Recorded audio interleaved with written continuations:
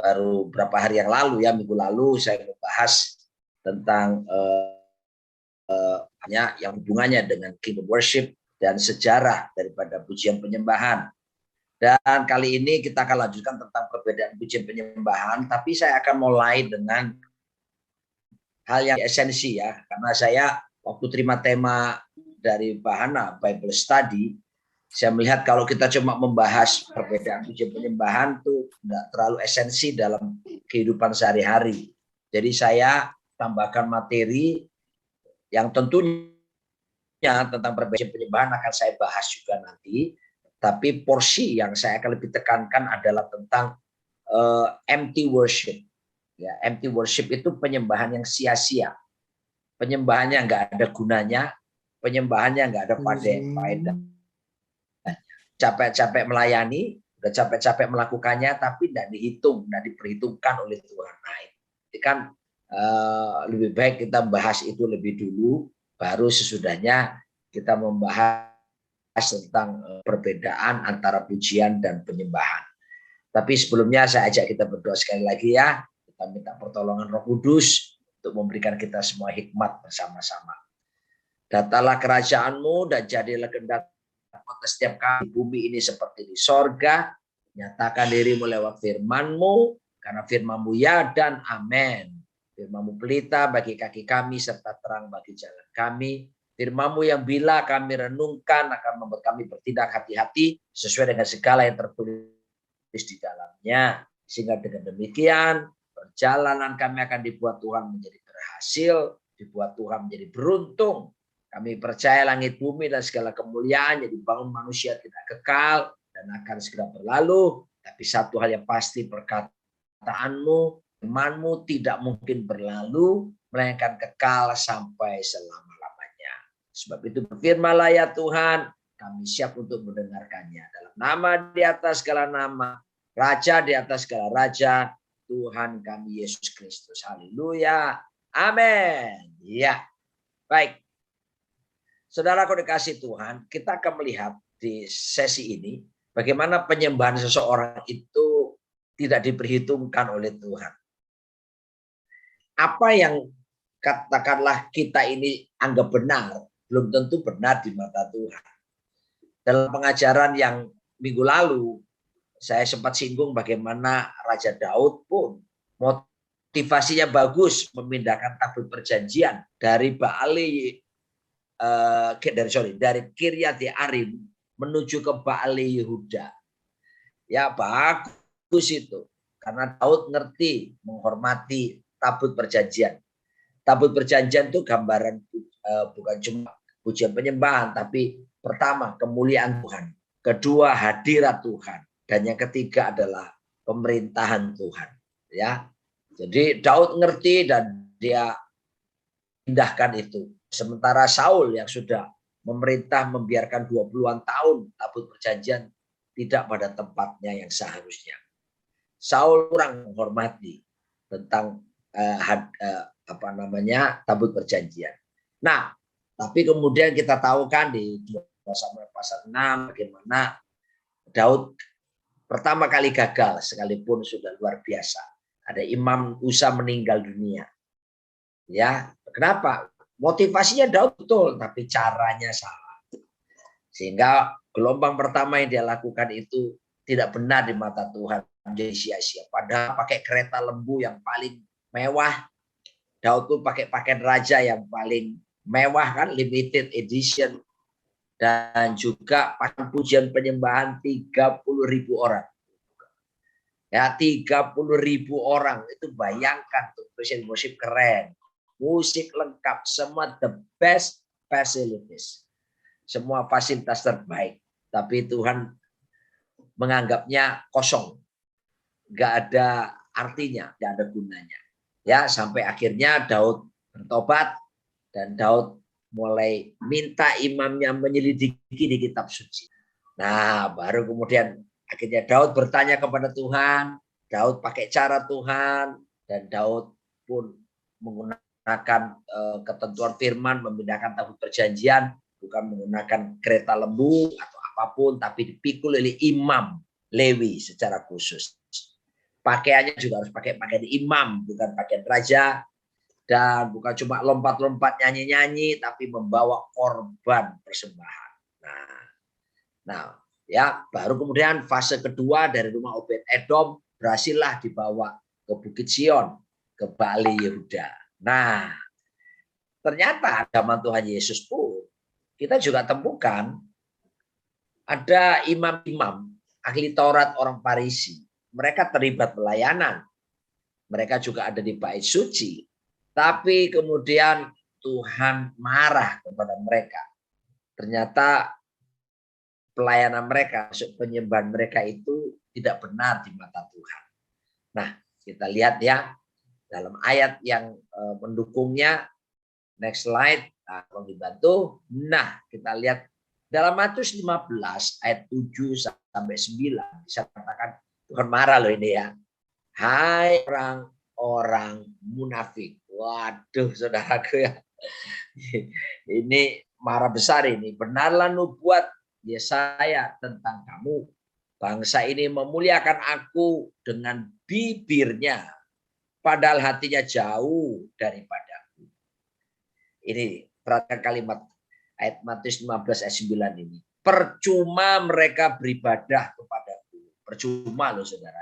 Ya, beribadah loh. Tapi Tuhan bilang percuma mereka beribadah kepadaku. Sedangkan ajaran yang mereka ajarkan ialah perintah manusia. Ya, ayat berikutnya yang sama juga. Kita lihat next slide. Nanti saya akan jelaskan satu-satu. Ya, di dalam Markus 7 ayat 6 sampai yang ke-8 kita lihat, tolong host bantu saya, terima kasih. Dalam Markus 7 ayat 6 sampai 8 ini sinonim ya, tapi pencatatnya beda.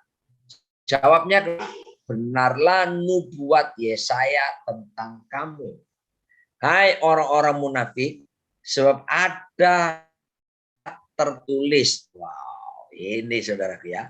Ada yang tertulis apa? Benarlah nubuat Yesaya tentang kamu, hai orang-orang tertulis, bangsa ini memuliakan aku dengan bibirnya. Ya, mereka memuji Tuhan, mereka melakukan aktivitas pujian, saudaraku, padahal hatinya jauh daripada. Lalu 7, percuma mereka beribadah kepadaku, sedangkan ajaran yang mereka ajarkan ialah perintah manusia. 8, perintah Allah kamu abaikan untuk berpegang pada istiadat manusia. Ini marah Tuhan saudaraku ya. Dianggap ini hal yang serius karena mereka tidak memandang hormat tentang ibadah, tentang hadirat Tuhan yang sangat menguasai hidup mereka. Nah, kita akan lihat ya. Saya harap ini kita menaruh perhatian karena jangan sampai ada di antara kita yang sudah capek-capek pelayanan, udah kelihatan luar biasa di mata orang, mata manusia ya.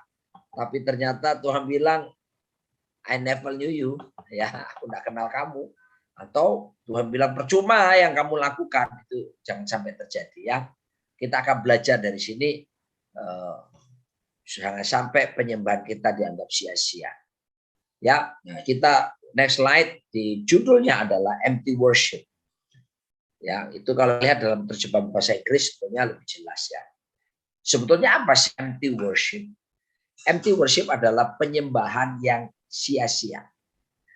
Ya, sia-sia atau penyembahan yang tidak ada artinya, atau bahkan penyembahan yang gak ada gunanya alias percuma. Itu tadi ya, kata percuma itu lebih mengacu kepada sia-sia, empty worship, tidak ada gunanya.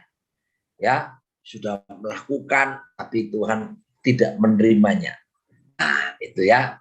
Bayangkan Daud udah hebat, kereta lembu yang terbaik, pakaian raja, 30.000 pas pujian penyembahan, musik lengkap.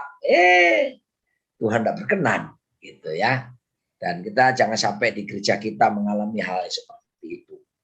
Ya, nah, kenapa saya sanggup pautkan tadi? Sebab Tuhan bilang percuma mereka beribadah kepadaku maupun Markus tadi.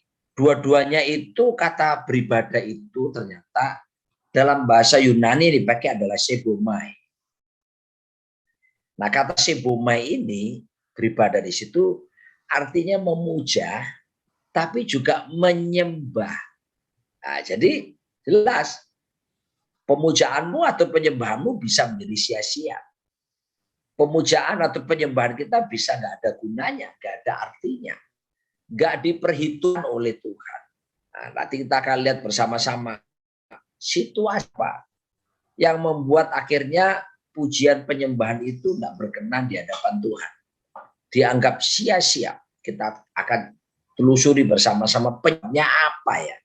Ya, dari apa yang Yesus percakapan tadi ya, saya tidak menambahi dan tidak mengurangi, tapi saya kutip dua kitab Matius 18 maupun Markus pasal 7 tadi, Matius 15 dan Matius pasal yang ke Markus pasal 7, saya temukan ada beberapa hal. Sebetulnya yang saya tulis ini, empty worship ini, ada di buku saya di Kingdom Worship namanya. Dan buku itu saya tulis sendiri ya, bukan pakai ghostwriter. Jadi saya ketik sendiri dan saya lewat doa dan perenungan yang mendalam di hadapan Tuhan. Nah, saya taruh di salah satu bab ya di buku Kingdom Worship itu tentang empty worship ini. Nah, saya menemukan poin-poin kenapa Tuhan marah sama ahli Taurat orang Farisi tersebut dan menganggap ibadah mereka, penyembahan mereka tidak ada gunanya. Kosong. Betul-betul orang Surabaya bilang ya. Apa itu saudaraku? Yang pertama kita lihat. Mereka hidup di dalam kemunafikan. Nah, ini ya. Kemunafikan. Dalam kata bahasa aslinya kan hipokrit. Ya, betul-betul saudaraku, orang munafik itu ternyata kalau kita lihat dari bahasa Yunaninya itu hubung dengan urusan ini saudara, drama, yang suka drama-drama itu ya. Nah, Anda harus tahu pada waktu ini pandemi 2 tahun ini saya sempat sibuk sebelum pandemi. Kalau sekarang sih udah mulai sibuk lagi ya, karena sudah mulai menuju ke endemi.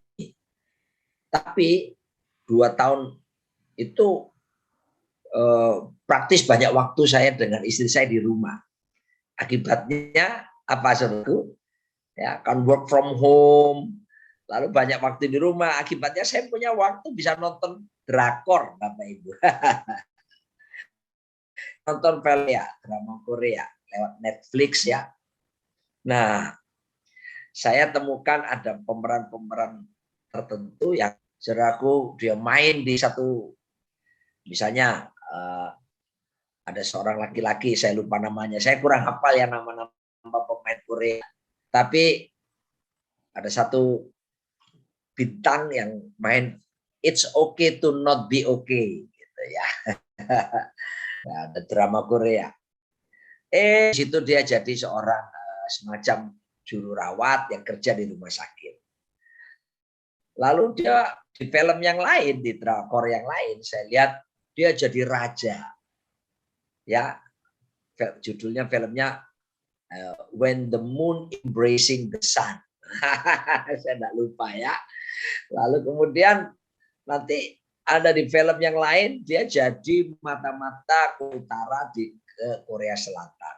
Nah, tapi orang yang sama, tapi memerankan peran yang berbeda. Nah, penggunaan kata munafik ini dalam kata Yunaninya itu hipokrites. Itu seperti itu Bapak Ibu. Ya, Tuhan sungguh tidak berkenan apabila kita ini melayani dalam kemunafikan. Ya, hidup di dua alam. Ketika di mimbar kelihatan suci, wah, ya, tapi sebetulnya kita jujur dengan keadaan kita di hadapan Tuhan. Ya, nah ini jelas. Ya, boleh saja manusia memberikan aplaus, tepuk tangan, mungkin suara kita, penampilan kita, musik kita, apapun di mimbar, di panggung kelihatan keren. Tapi ukuran kita kan jangan dilihat dari ukuran manusia ya. Kita harus kembali kepada ukuran di mana Tuhan berkenan atau tidak, seperti itu. Jadi hanya kata yang bisa hidup di dua alam, saudara. Ya, darat maupun air. Kita manusia nggak bisa. Mari kita belajar untuk berkata ya di atas ya dan tidak di atas tidak. Kalau hitam kita katakan hitam, kalau putih ya kita katakan putih. Kita nggak bisa campur jadi abu-abu seperti itu. Ya, jadi poin pertama ini kenapa mereka penyembahannya sia-sia? Marah. 13 berkata, celakalah kamu. Ngomong celaka loh saudara. Kita ini orang Indonesia apalagi keturunan Jawa biasanya sungkan-sungkan. Tuhan nggak tedeng aling-aling saudara. Ngomong langsung, celakalah kamu. Ahli-ahli Taurat dan orang-orang Farisi, kamu orang-orang munafik. Itu dia. Karena kamu menutup pintu-pintu kerajaan sorga di depan orang, sebab kamu sendiri tidak masuk dan kamu merintangi mereka yang berusaha untuk masuk. Apa yang harus kita lakukan? Bertobat dari segala bentuk kemunafikan. Percuma ya kan kita main drama di depan Tuhan. Percuma kita mau jujur, wong Tuhan tuh maha tahu kok. Ya, makanya saya nyanyi lagu ini tolong jangan diprotes ya. Karena ini lagu bukan termasuk lagu yang dipakai di gereja. Ini lagu rohana. Buka dulu topengmu. Buka dulu topengmu. Wajahmu. Biar kulihat wajahmu. Ayo.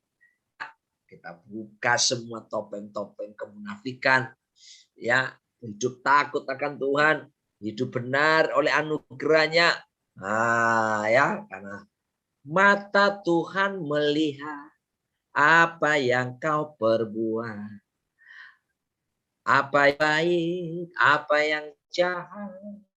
Maka sebab itulah jangan berbuat dosa. Tuhan melihat.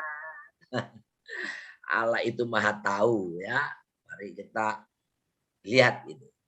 Minggu lalu saya tekankan kingdom worship itu penyembahan yang balance, seimbang. Betapa melihat Tuhan sebagai Allah yang penuh kasih karunia, tapi juga kebenaran. Tuhan itu setia, tapi juga adil. Tuhan penuh kasih, tapi juga api yang menghanguskan. Ya, Tuhan yang memeluk, tapi juga menghajar. Itu mesti balance ya. Nomor satu, jangan sampai kita hidup dalam kemunafikan. Kemunafikan menyebabkan semua peribadahan, pelayanan kita dianggap sia-sia di hadapan Tuhan.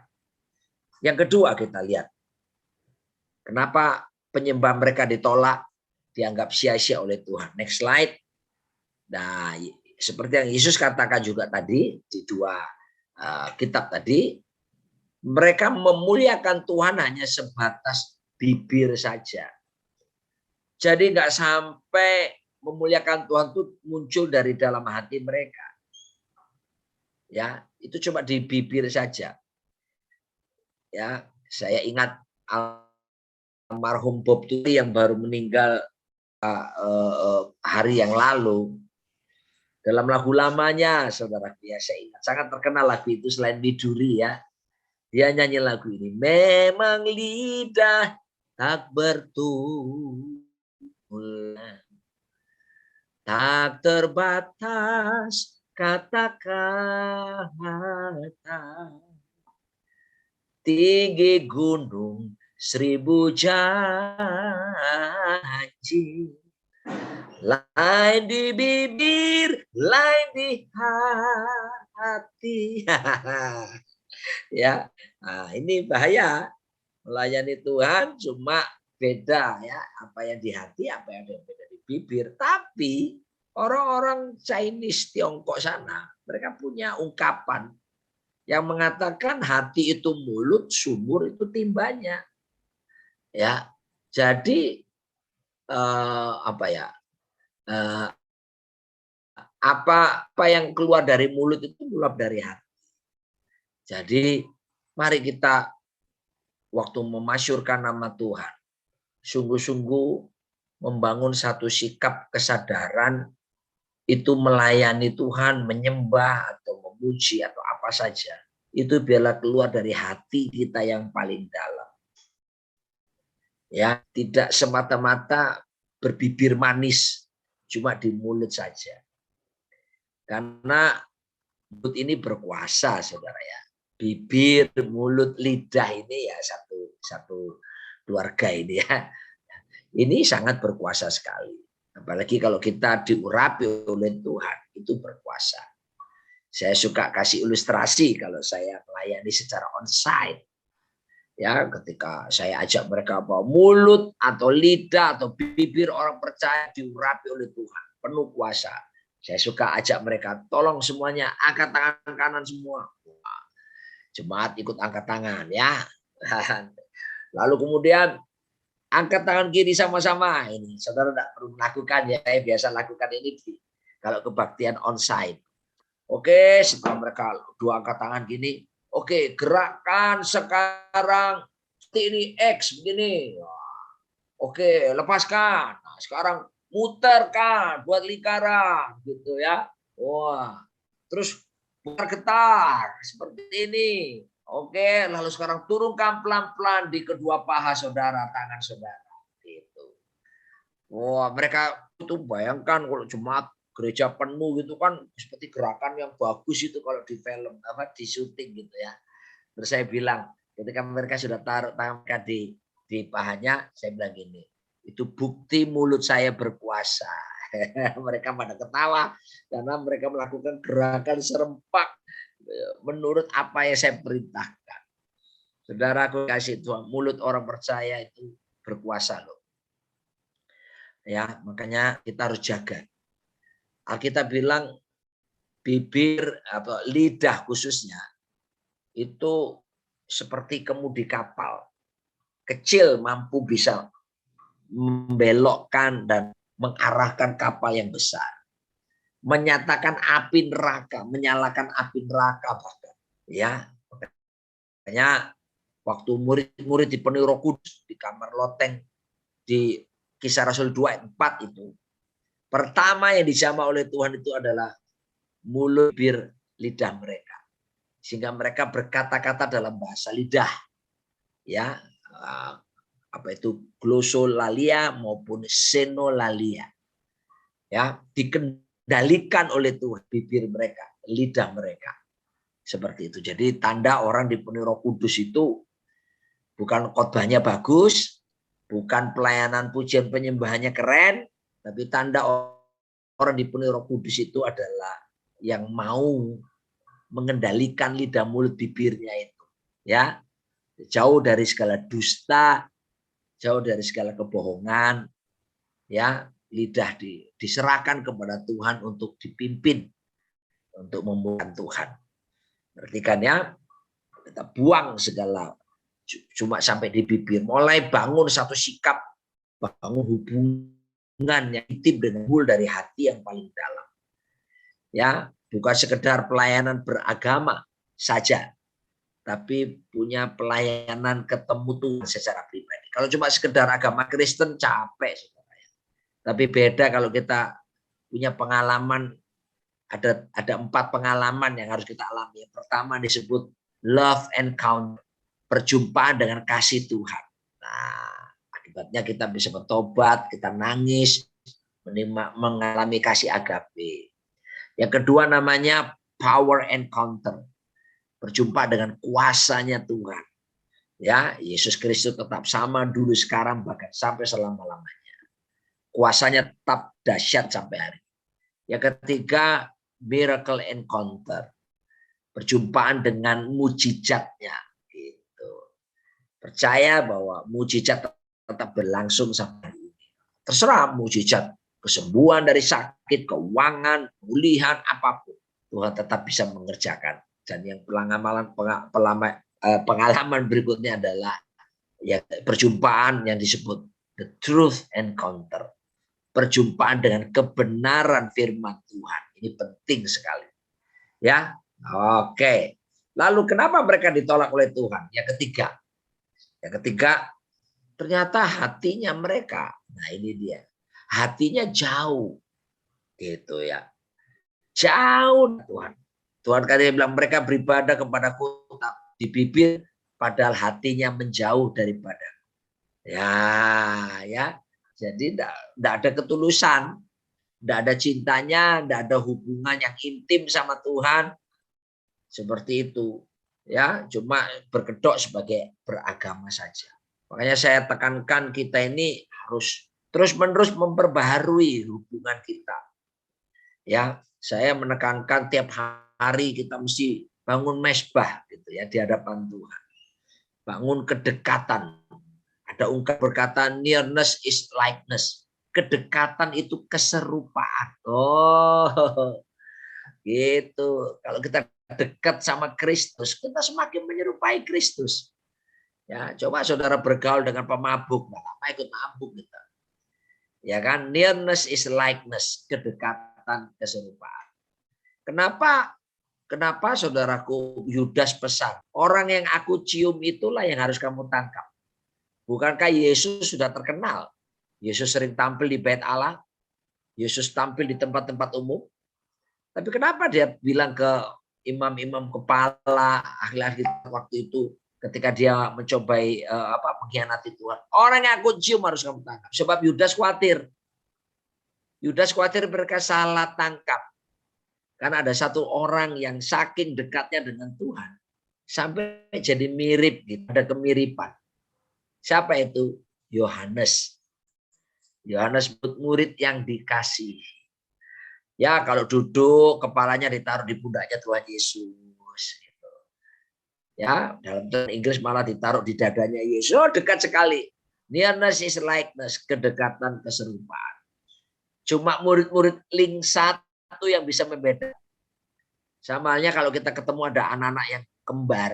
Kalau tiap hari kita ketemu, kita bisa beda. Kalau jarang ketemu, kita sulit kan. Yang mana si A sama B? Karena kembar. Sebab itu, ayo kita semakin draw near to God and He will draw near to you. Mendekat kepada Tuhan, Tuhan akan mendekat kepada kita.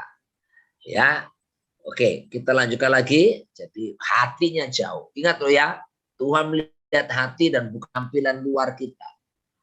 Ya, saya harap kita jangan sibuk dengan aksesoris, ya, benahi yang di dalam itu penting sekali. Di mata Tuhan aksesoris tidak penting. Boleh sih kalau ada dana, ya kan kayak minggu lalu tuh ada pertanyaan, Pak, kalau pakai smoke itu gimana? Ada asap-asap buatan gitu, yalah. Itu kan cuma aksesoris ya.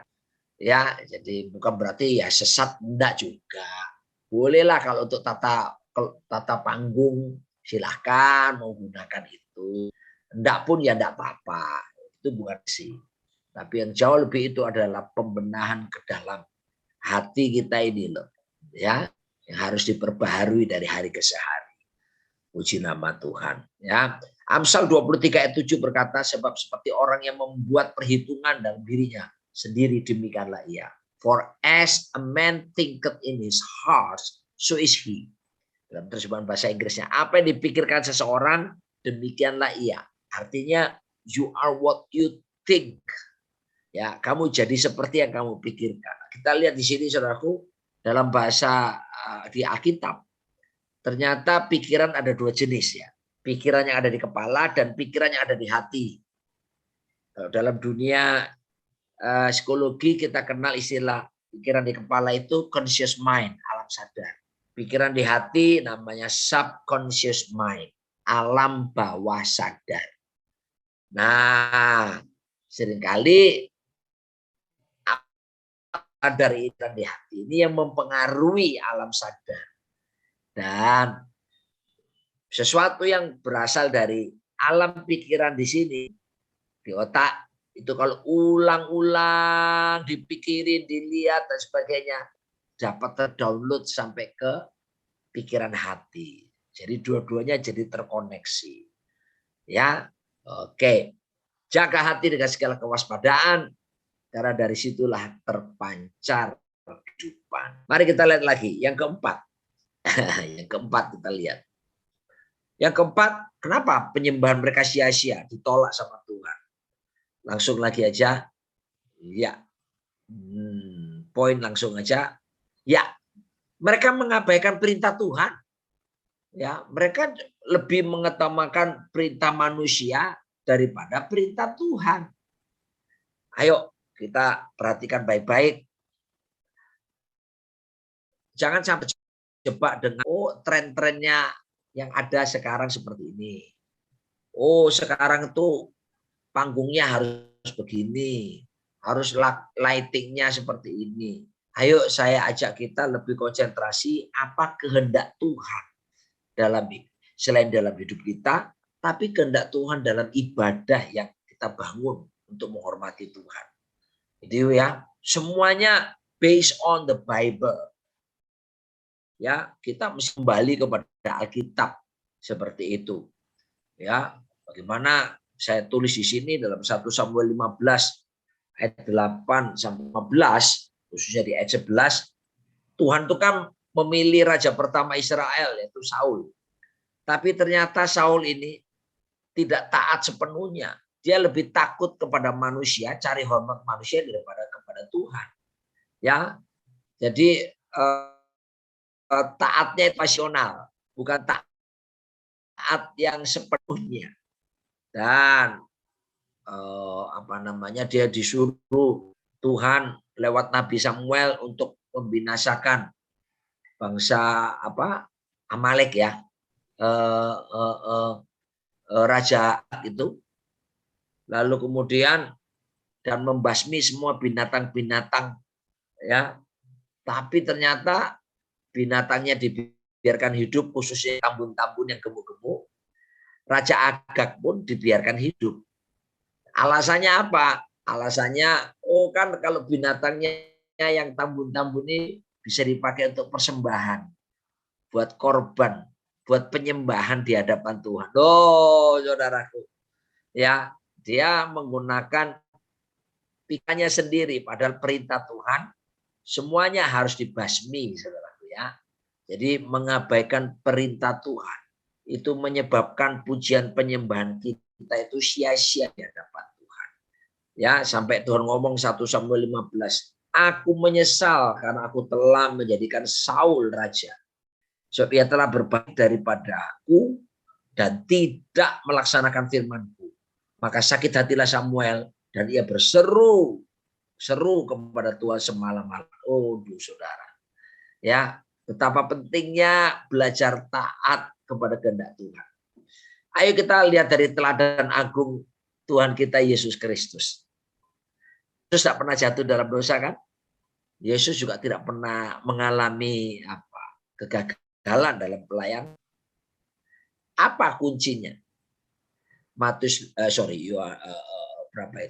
Yohanes 5 ayat 19 mengatakan bahwa anak tidak bisa melakukan sesuatu dari dirinya sendiri, melainkan melihat Bapa. Apa yang dilakukan oleh Bapa itu yang dia lakukan. Wah, ada yang sangat intim Sang Putra dengan Sang Bapa, dengan Pak Surgawi. Dan akibatnya Sang Putra itu Yesus tidak agenda sendiri. Yesus juga tidak punya agenda tersembunyi. Agendanya Tuhan cuma satu, kalau sudah perhatikan dalam Yohanes 4 ayat 34. Ya, dia berkata, makananku ialah melakukan kehendak Bapa. Ya kan? Makananku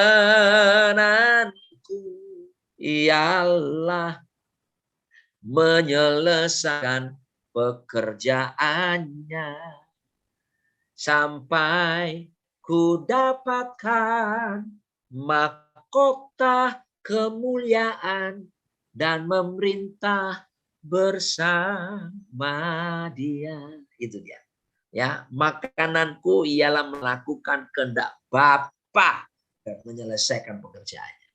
Mari kita bangun satu kehidupan di mana kita sebagai pelaksana kehendak Tuhan dalam hidup kita. Ya, nah, kalau kita jadi pelaksana, pujian penyembahan kita, pelayanan kita mungkin sederhana, fasilitas serba terbatas, tapi dikenan oleh Tuhan itu jauh lebih dahsyat, jauh lebih indah. Oke, kita masuk pada poin yang kelima sekarang. Kenapa penyembahan mereka tidak dikenan oleh Tuhan? Disebut sia-sia. Karena beristiadat manusia, perintah manusia dan adat istiadat manusia. Lebih penting adat istiadat, saudaraku ya. Nah, tahu ada beberapa suku-suku yang Kristen di negara kita ini. Tentu kita tidak anti adat ya. Kita menghormati dong adat-adat yang luhur dari nenek moyang yang dibangun dari abad ke abad. Tetapi yang Tuhan maksud sini ada identitas kita kemana. Ada orang lebih memperhatikan kepentingan adat istiadat lebih daripada untuk Tuhan. Itu yang Tuhan tidak inginkan seperti itu. Ketaatan lebih kuat kepada adat daripada firman Tuhan. Nah itu yang Tuhan tidak inginkan. Ya. Ketaatan yang mutlak kepada firman Tuhan dan Tuhan. Taat sama firman itu berarti taat kepada Tuhan. Itu sama persis.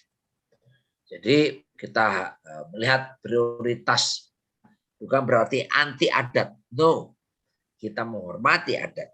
Selama adat itu tidak bertentangan dengan firman Tuhan, kita boleh melakukan. Ya, kalaupun adat itu tidak bertentangan pun, kita juga harus dari pastinya kita lebih mengedepankan kepentingan kerajaan Allah daripada melulu berpegang pada istilah pada adat istiadat. Ya, oke. Jadi 5 poin ini yang menyebabkan bahan mereka dianggap Tuhan tidak diperhitungkan. Ya, sia-sia. Tidak ada gunanya, percuma. Ya, kalau percuma bahasa Malaysia enak ya. Percuma itu gratis. Tapi dalam bahasa Indonesia yang disebut percuma itu adalah empty, kosong. Ya. Nah, saya akan lanjutkan lagi pelengkap kita dan nanti saya akan masuk perbedaan tentang ada 5 jenis penyembah gitu ya. Nah, ini bulan Desember nanti kita menikmati Natal, ini 5 jenis penyembah ini saya suka kalau khotbah-khotbah diundang Natalan gitu ya, saya suka. Karena ini ada hubungannya dengan kelahiran Tuhan Yesus Kristus. Kalau kita baca di Matius 2 ayat 1 sampai 11 ya, Bapak Ibu tahu persis bahwa bagaimana saya tidak boleh bilang 3 orang majus ya. Ya, karena Alkitab tidak menyebutkan angka 3. Sekalipun guru-guru sekolah minggu ngajarin ada 3 orang, padahal itu orang-orang majus gitu aja. Ya, itu bisa puluhan bahkan ratusan orang, saudara, ya rombongan itu ya. Jadi kalau dari negeri Irak sana menuju ke Bethlehem, kalau cuma 3 orang bisa dirampok di tengah jalan, saudara. Karena barang mereka emas kemenyan mur itu barang mahal-mahal waktu itu. Ya, sampai sekarang pun emas mahal ya. Dalam arti kata emas pure gold, bukan emasnya orang Jawa ya. Beda. Nah, terus waktu itu ketemu Herodes. Kita tahu ceritanya kan, Herodes terkejut karena orang-orang Majus ini datang jauh-jauh, datang dengan tujuan only one purpose. The purpose is worshiping new king, ya, menyembah raja baru. Lalu Herodes berkata, oke, kalian jalan duluan ya, nanti saya nyusul, and I will come to worship him also. Apakah betul Herodes mencari Yesus untuk menyembah Yesus? Tidak kan, kita lihat kenyataannya dia merencanakan pembunuhan massal. Ya, dia bunuh bayi-bayi di bawah 2 tahun waktu itu. Jadi penyembahan yang pertama, tipe-tipe penyembah yang pertama model Herodes. Ya, pura-pura, ya, jadi palsu, sia-sia, egosentris, berpusat pada diri sendiri. Kenapa? Insecure, orangnya nggak aman. takut disaingi. Waduh, saudara, ini persoalan dalam serius banget ini. Ngomongnya menyembah, tapi dalam hatinya membunuh. Ini banyak saudaraku yang model-model seperti ini ya. Penampilan oke, ya, tapi di dalam hatinya, ya, hal-hal kepalsuan, bahkan rencana jahat. Model yang kedua siapa? Model imam-imam, ya, imam-imam kepala dan ahli Taurat. Mereka waktu ditanya sama si Herodes, bener gak sih di kitab kalian tuh ada raja baru, Mesias? Oh ada ya, betul, di kitab Mika atau Kejadian pasal yang ketiga ayat 15 atau di mana? Yesaya pasal 9 dan seterusnya. Mereka bisa tunjukkan ayat-ayatnya ya ketika ditanya Raja Herodes tentang nubuatan akan lahirnya Mesias, raja baru. Tapi perhatikan, model imam ini tahu ayat tapi tidak melakukannya. Cuma tahu tapi nggak mau tahu. Ini tipe orang yang memungkiri kekuatan ibadah. Cuma sombong di pengetahuan Alkitab. Dipenuhi roh agamawi ya. Dan ini orang-orang seperti ini biasanya anti kerajaan Allah. Mereka tahu tapi mereka tidak pernah datang ke Bethlehem.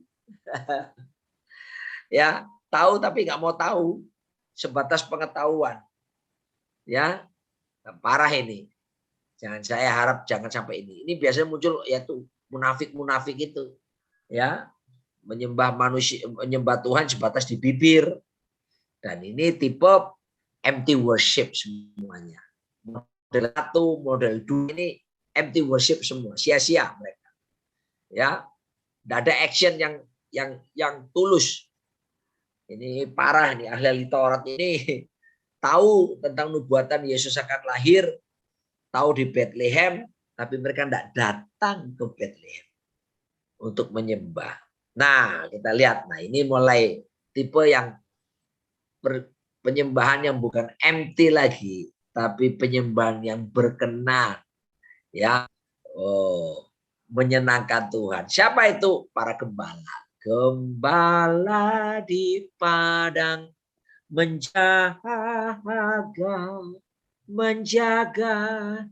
di malam apa? Saya lupa itu lagu lama ya. Ya, di Lukas pasal 2 kita tahu bagaimana mereka pelihara kambing domba lagi jaga, tiba-tiba dalam tengah malam itu langit terbuka, mereka lihat cahaya, mereka lihat malaikat dengan pasukannya ya yang mengatakan menaikkan puji-pujian, kemuliaan bagi Allah di tempat yang maha tinggi. Wow. Nah, mereka ketakutan, lalu malaikat berkata, "Fear not, don't be afraid, jangan takut. Hari ini telah lahir bagimu juru selamat di kota Daud." Wah. Kemudian apa yang dilakukan setelah diberitahu oleh malaikat, para gembala ini spontan meresponi firman Tuhan. Mereka penuh sukacita datang ke Bethlehem untuk melihat bayi Yesus. Nah, ya. Ini bagus, ini sudah mulai bagus ya. Ada spontannya meresponi firman, ada kesukacitaannya gitu ya. Sudah mulai memuji Tuhan, tapi ternyata mereka belum sampai pada hal yang lebih tinggi, yaitu menyembah. Mereka cuma senang, wah, aduh lucu ya, waduh bagus anaknya ya, wah bayinya gini-gini bla bla bla gitu ya. Tapi mereka tidak sampai pada sikap yang tertinggi, yaitu menyembah. Ya, beda dengan yang nomor 4 ini. Kita lihat model yang keempat ini siapa? Orang-orang Majus. Nah, ya, orang-orang Majus ini. Ingat ya, buku 3 ya. Alkitab tidak menyebutkan bilangan 3. Orang Majus ini kan orang-orang cedik-cedik ya, pendidikan tinggi, golongan raja-raja, orang kaya. Ya, tapi datang jauh-jauh. Saya mencoba, saya membaca buku dan saya lihat jarak kurang lebih Irak dari di negeri mereka berasal sampai ke Bethlehem itu ribuan kilometer Bapak Ibu. Dan tidak ada pesawat waktu itu. Mereka harus naik onta atau kuda. Dan jalanan itu sangat berat di padang gurun. Itu bisa bunyinya bulan. Ya. Itu berbulan-bulan, bukan berminggu-minggu atau berbulan. Jauh. Ya. Dan mereka datang dalam ketaatan mengikuti arah bintang itu. Ngapain datang? Cuma satu aja alasan. Datang menyembah. Wah. Walaupun orang kaya, pendidikan tinggi, ya, keturunan raja, tapi begitu lihat bayi Yesus, mereka sujud menyembah. Aduh, ini luar biasa ini ya. Ya, ayo kita belajar taat sesuai petunjuk Tuhan, berani bayar harga, penuh iman dan pengharapan, sikap hormat pada Tuhan, penuh kerendahan hati, penuh penaklukan diri, submission to the authority. Ya, bahkan mereka membawa persembahan yang terbaik, emas, kemenyan dan mur. Ini kingdom worship ini gitu ya. Enggak gengsi-gengsian. Kadang-kala ada orang jaga image. Nah, pujian penyembahan jaga image. Wah, ntar kalau aku kelihatan dianggap saya orang rendahan. Enggak lah ya. Tuhan aja Agaliau. Lukas 10:21. Menari melompat sambil berputar-putar. Tuhan enggak gengsi ya. Gitu ya. Lalu kemudian model yang kelima. Model yang kelima ini siapa? Para malaikat. Nah, ya pembawa berita sorga. Mereka memberikan nyanyian agungan kemuliaan bagi Allah. Tidak berhenti-hentinya menyembah, dipenuhi kemuliaan, memandang wajah Bapa, melayani Tuhan dengan sikap takut, dan penuh ucapan syukur. Ini juga karakteristik kingdom worship seperti itu. Haleluya.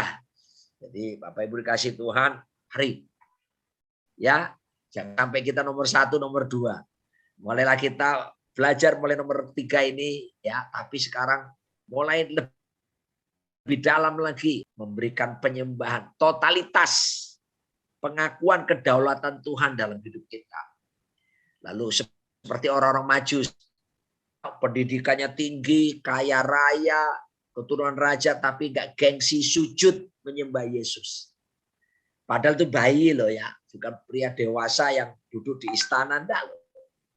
Tempat yang sederhana, tapi mereka datang dengan ketaatan untuk menyembah. Ya, nah, kalau sudah para malaikat ini nggak usah ditanya ya, jelas. Tiada henti-hentinya siang malam memuji menyembah, ya, dan penuh dengan pengagungan kepada Tuhan. Nah, sekarang saya sebetulnya ada bahan yang berikutnya, tapi nanti nggak cukup waktunya. Saya akan bahas tentang perbedaan sekarang. Ya, ini true worshiper ya. Penyembah yang benar itu gimana ya gitu ya. Saya pikir saya bacakan aja ya, tapi karena saya harus bahas tentang perbedaan pujian baru kita tanya jawab. Ini saya ambil yang itu, ini biasa banyak di seminar-seminar tentang Yohanes pasal 4 itu ya, Tuhan Yesus ketemu perempuan di Samaria di sumur Yakub itu. Jadi saya nggak akan jelaskan ini, pasti sudah banyak belajar. Juga mungkin pembicara yang lain, mungkin saudara siapa namanya itu Jonathan Prawira yang akan membahasnya. Jadi saya hanya bacakan saja. Jadi yang pertama, kalau tadi kembali ke yang sebelumnya, jadi penyembah yang benar, tolong. Nah, itu ada, ini juga ada di buku saya ya. Anda bisa baca, cari buku saya di Kingdom Worship, pesan langsung di mana di Andi ya. Nanti pihak Bahana akan beritahukan kalau cari bukunya menghubungi siapa.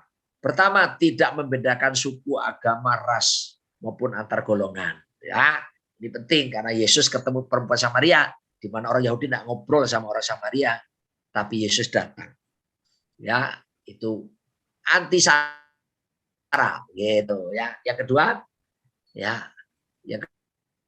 kedua next. Penyembah yang benar yang tidak disebut kosong atau palsu atau sia-sia, mengedepankan relasi bukan lokasi. Perempuan Samaria itu berpikir orang Yahudi menyembah di Yerusalem. Kami di gunung ini, yaitu gunung Gerizim orang Samaria. Yesus bilang bukan. Ya, perempuan itu. Bahwa kamu akan menyembah Bapa bukan di gunung ini atau bukan juga di Yerusalem. Artinya apa? Bukan lokasi yang penting, relasi, kedekatan hati yang muncul di hati bukan di bibir saja. Yang ketiga, next. Apa penyembah yang benar itu yang tidak sia-sia? Mengenal siapa yang disembah. Jadi pengenalan ini penting ya, Bapak Ibu. The quality of our worship is depend on the knowing ya of the word of God. Jadi kualitas penyembahan kita itu bergantung pula dengan pengetahuan kita, pengenalan kita akan firman. Pengenalan kita akan pribadi. Semakin mengenal, semakin berkualitas penyembahan kita. Ya, sebab Yesus bilang, kamu menyembah apa yang tidak kamu kenal, kami menyembah apa yang kami kenal. Jadi betul harus tingkat pengenalan kita akan Tuhan harus terus ditingkatkan dari hari ke hari. Never stop learning. If you stop learning, you stop growing. Jangan pernah belajar, ya, karena kalau berhenti belajar berhenti bertumbuh. Pernah berhenti untuk mengalami Tuhan, terus rindukan Tuhan setiap hari.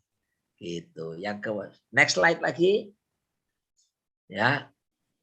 Sebab kita akan menjadi sama seperti apa yang kita sembah. Ingat ya, tujuan kingdom worship itu apa sih kalau ditanya goalnya? Keserupaan dengan Kristus, itu tujuan. Lalu Tuhan berkenan penyembahnya gimana? Menyembah right now. Tiap waktu. Saya hidup. Gitu ceritanya. Sudah tiba saatnya sekarang. Nah, itu present tense. Bukan past tense atau future tense. Tapi right now, present tense. Jadi apa artinya gaya hidup kita? Ya, anytime, any place, anywhere. Gitu. Terus lagi. Haleluya. Ini saya bacakan aja ya nanti. Bermentalitas putra-putri kerajaan Allah. Karena menyembah dalam roh dan kebenaran. Ya, jadi mentalitas kerajaan Allah harus pada kita. Bukan sekedar berbahasa roh, boleh pakai bahasa roh, tapi tahu tempatnya. Gitu ya, saya lebih setuju kalau pujian penyembahan sifatnya bersama pemimpin pujiannya itu jangan ngobrol bahasa roh lah. Banyak jemaat yang juga belum dipenuhi Roh Kudus, belum bahasa roh, nggak ngerti. Lebih baik apa menggunakan bahasa Indonesia, bahasa yang dimengerti itu ya. Lalu kemudian menyembah dengan pengertian, understanding.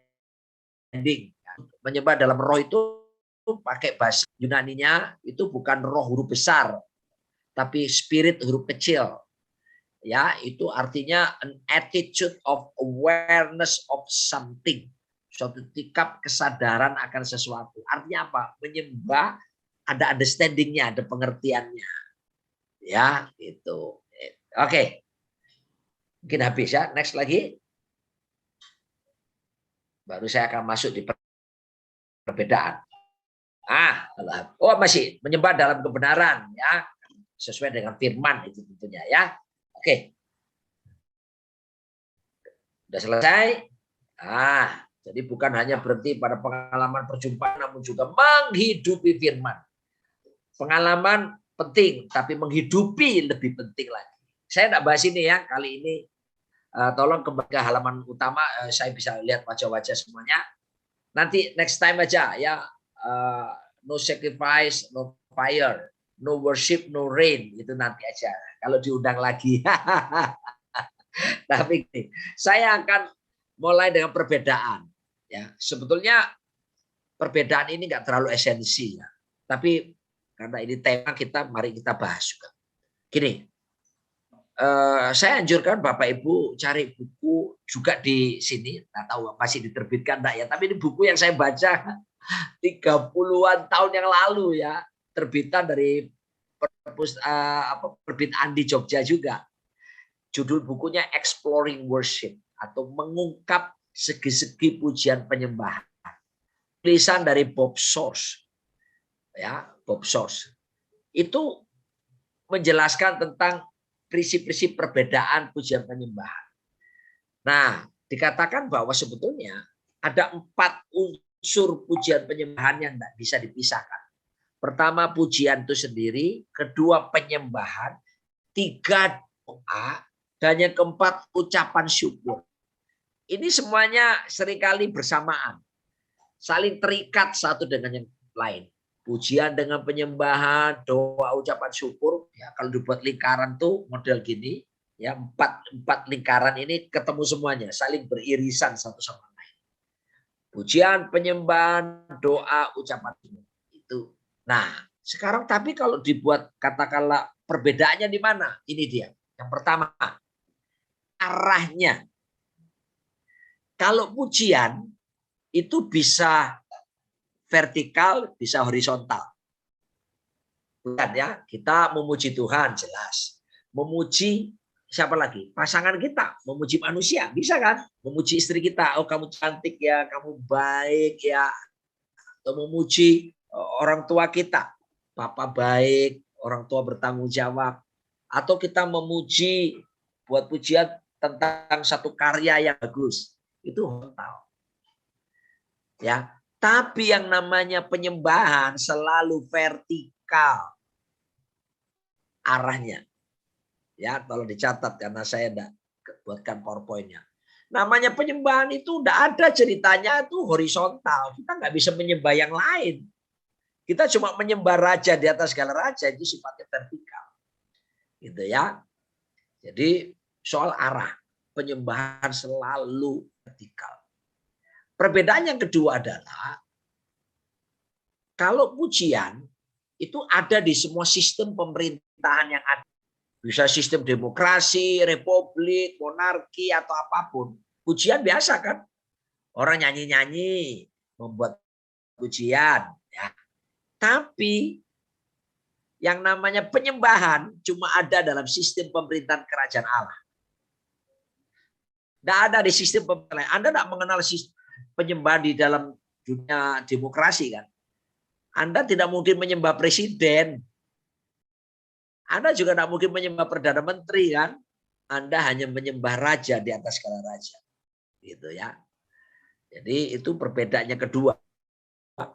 Dalam sistem pemerintahan manapun di dunia ini kita bisa mengenal kata pujian. Tapi tidak akan mengenal kata penyembahan. Tapi soal penyembahan sendiri cuma ada di dalam sistem pemerintahan kerajaan Allah. Di luar itu tidak ada. Gitu ya. Lalu perbedaan yang selanjutnya. Kalau Anda melakukan pujian, Anda bisa memuji walaupun Anda dalam keadaan mabuk. Dulu waktu saya sebelum bertobat, saya suka mabuk-mabuk Bapak Ibu ya. Terpengaruh teman-teman ya, sampai muntah-muntah gitu, aduh. Tapi dalam suasana mabuk itu saya nyanyi-nyanyi. Ya. Saya bisa sementara tinggal dalam dosa, bisa melakukan tindakan pujian. Oh, saya ingat sama teman-teman saya malam hari pergi ke tempat diskotik, main musik, nyanyi di sana, minum alkohol, bergaul dengan apa wanita-wanita yang nggak beres itu, yang pakaiannya belum lengkap terus dipakai itu. Ya, itu malam minggunya loh. Ya, besok paginya saya pergi ke gereja dengan teman-teman saya yang sama ya, pergi ke tempat diskotik yang gila-gilaan itu. Lalu di gereja nyanyi lagu rohani. Itu taraf cuma pujian, tapi penyembahan mana mungkin? Gak bisa. Karena penyembahan itu vertikal. Penyembahan itu totalitas ya. Kalau pujian mungkin orang nggak perlu totalitas masih bisa. Tapi penyembahan nggak bisa nggak. Ya. Hidup kita yang mau mengakui kedaulatan Tuhan di dalam setiap kehidupan kita. Ya, seperti itu. Nah, lalu berikutnya, sebenarnya kalau saya mau sederhanakan ya, itu level yang paling rendah itu menyanyi. Menyanyi ya, orang bisa menyanyi semua. Walaupun mungkin suara bisa enggak pas, itu ya oke. Yang pertama menyanyi. Lebih tinggi lagi sebetulnya namanya memuji. Ya, masuk di level memuji, itu lebih tinggi lagi daripada sekedar menyanyi. Tapi yang paling tinggi menurut saya itu adalah menyembah. Karena menyembah sekali lagi totalitas kehidupan kita yang melibatkan hati kita, ya, dan menjadikan kita seperti apa yang kita sembah. Ya, kita akan jadi apa seperti yang kita sembah. Bukan kita akan jadi seperti apa yang kita puji. Kita akan jadi seperti yang kita sembah. Kalau kita nyembah uang, maka jangan heran hidup kita kayak uang itu nilainya naik turun gitu ya. Tapi kalau kita menyembah Yesus Kristus, kita akan semakin menyerupai Tuhan kita Yesus Kristus. Itu ya. Ya, oke. Saya sudahi dulu. Nanti kita lebih luas lagi soalnya jawab. Saya bersedia menjawab. Mungkin kalau ada hal yang berbau teknis juga silakan. Karena yang dapat kemurahan Tuhan punya pengalaman sebagai pemimpin pujian. Di kelompok kami sekarang kami tidak menggunakan kata worship leader lagi ya.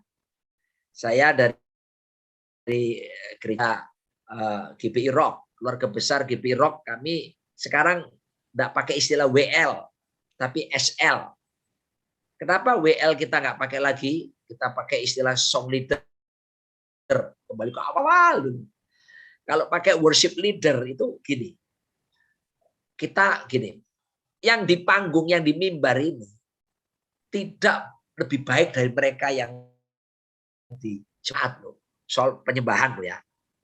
Kalau soal pujian, ya kita bisa suara bagus, pakai mic, bisa menonjol. Tapi soal penyembahan, siapa yang menilai? Tuhan yang menilai. Tuhan melihat hati orang kok. Jadi kita nggak berani bilang worship leader. Pemimpin penyembahan, siapa kita? Enggak dong. Pemimpin pujian, ya. Tapi pemimpin penyembahan, kami nggak berani menyebut pemimpin penyembahan. Karena yang menilai soal penyembahan hanya Tuhan. Gitu ya. Bukan berarti mereka yang di mimbar itu kualitasnya lebih hebat daripada mereka yang ada di jemaat biasa. Belum tentu. Ya, jadi kami tidak menggunakan istilah worship leader lagi. Tapi terserah loh ya kalau gereja Bapak Ibu masih menggunakan itu masih istilah ya. Tapi dengan dasar-dasar pengertian tadi kami sepakati kami tidak menggunakan worship leader tapi song leader saja. Silakan kalau ada pertanyaan. Silakan host. Terima kasih Pastor Roni.